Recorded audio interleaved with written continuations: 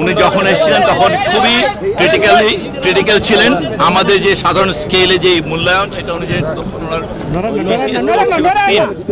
এরপর ওনাকে আমাদের একবার 5টার দিকে কার্ডিয়াক অ্যারেস্ট হয় এবং তারপর আমাদের যেটাকে ওনারা বলেন এখানে আমাদের নিউরো সার্জন যিনি টিম লিড করেছেন উনি আছেন, উনি টেকনিক্যালিটি বলবেন, বাট এটা হচ্ছে যে একটা ডিকম্প্রেশনের জন্য এখানে ইন্ট্রাক্রেনিয়াল প্রেশার অনেক বেড়ে গিয়েছিল, সেটা কমিয়ে রাখার জন্য ওনারা এক অংশে ক্রেনিওটমি করেছেন।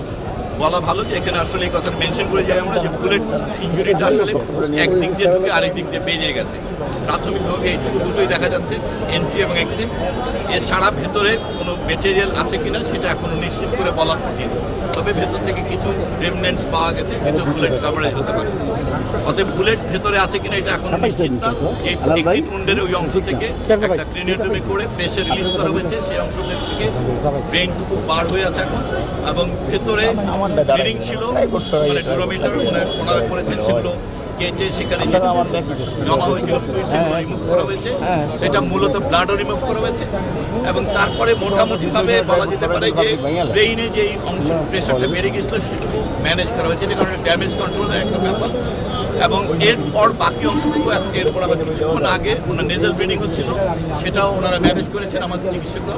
এখন এই মুহূর্তে ওনার হিমোডাইনামিক্যালি উনি উইথ মেডিকেশন স্টেবল আছেন, কিন্তু এটা আমরা বারবারই বলছি যে এটা খুবই কিছুক্ষণ থাকেন, আবার কিছুক্ষণ পর পরে এটা কমে যাচ্ছে বারবার। সো এটা একটা অনিশ্চিত অবস্থা। ওনার পরিবারের ইচ্ছা অনুযায়ী আমাদের দিক থেকে প্রথমে কম্বাইন্ড মিলিটারি হসপিটালে ব্যবস্থা করা হয়েছিল যে যদি দরকার হয় শিফট করার। পরিবারের ইচ্ছা অনুযায়ী এটা এখন এভার কেয়ারে ওনার ইচ্ছা প্রকাশ করেছেন। সরকারের পক্ষ থেকে ইতিমধ্যে এভার কেয়ার এবং শিফটিংয়ের জন্য আমাদের যে আইসিইউ সাপোর্টেড অ্যাম্বুলেন্স সেগুলো জোগাড় করা হয়েছে, সেগুলো এখন ব্যবস্থা দিয়ে ওনার অপারেশন প্রক্রিয়া চূড়ান্ত করেছে, নোটগুলো লেখা হয়ে গেছে। আর অল্প কিছুক্ষণের মধ্যেই আমাদের ওসমান হাদিকে নিয়ে অ্যাম্বুলেন্স এভার কেয়ারের উদ্দেশ্যে রওনা হবে। সবার কাছে দোয়া চাইছি, সারা বাংলাদেশের সকল মানুষ ওসমান হাদির জন্য দোয়া করবেন, এবং আমাদের চিকিৎসক দল যারা সাধ্যমতো চেষ্টা করেছেন ঢাকা মেডিকেল কলেজে আবার লাস্ট একটি ব্লাড কানেক্ট করে দিয়ে ওনাকে স্টার্ট করা হবে। সেই রক্তের ব্যাগটা কানেক্ট করে ওনাকে অ্যাম্বুলেন্সে তুলে দেওয়া হবে।